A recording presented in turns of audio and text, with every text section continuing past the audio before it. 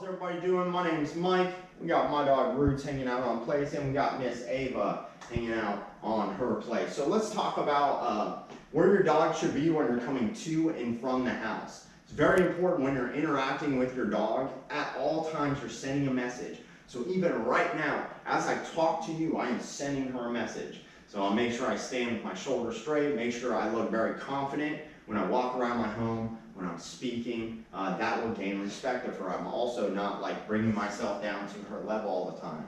I'm walking in a way where I'm like kind of putting myself on a different level than the dogs. It's very important. So when we come to and from the home, the dog is in the crate.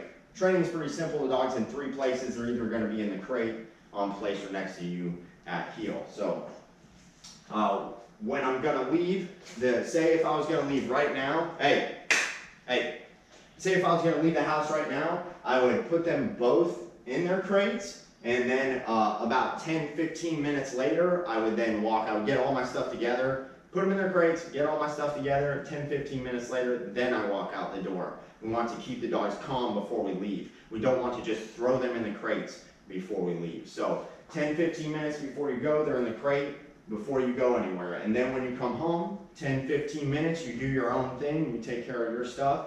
Then they may come out of the crates on the place. And so it's always 10-15 minutes before doing anything. So they're out here at night. This is what it looks like.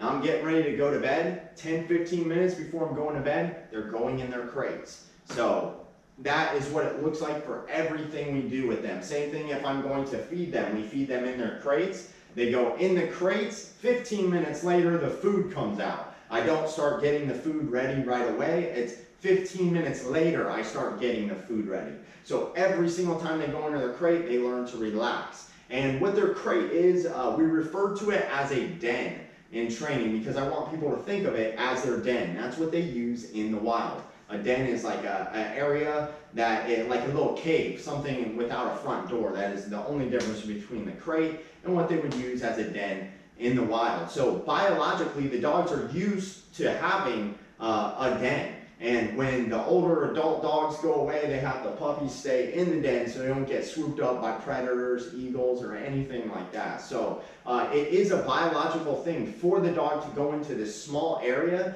and want to relax and rest. So it's very normal to do this with your dog. And like I said, the best thing to do is anytime you're feeding, leaving the home, coming home, going to bed, anything like that, 10-15 minutes in the crate before you leave. The idea is for them not to associate you leaving with the crate. That's what tends to happen. People throw the dog in the crate, they leave right away. So now the dog thinks the crate means you're leaving all the time. Same thing with feeding. We don't want to throw them in the crate and feed them right away because now they'll be excited in the crate knowing they're going to be fed. So we want to keep them calm at every turn. They are animals. They are not easy to keep calm. This is why we use time as a way to keep them calm, and it's very effective. To them, right now, it feels like forever. So, and all they have is right now. They don't think about the future or the past or anything. So it's the best thing to do for your dog is 10-15 minutes between these activities, coming in and out of the crate or when you leave or when you're feeding, to keep them calm and relaxed, because this is the goal. And when they're like this, you can actually give them affection, you know. Good job, buddy, good place. Good job, girl, good place. And she's had a lot of affection, so we have to wean the dogs off the affection here. Good place.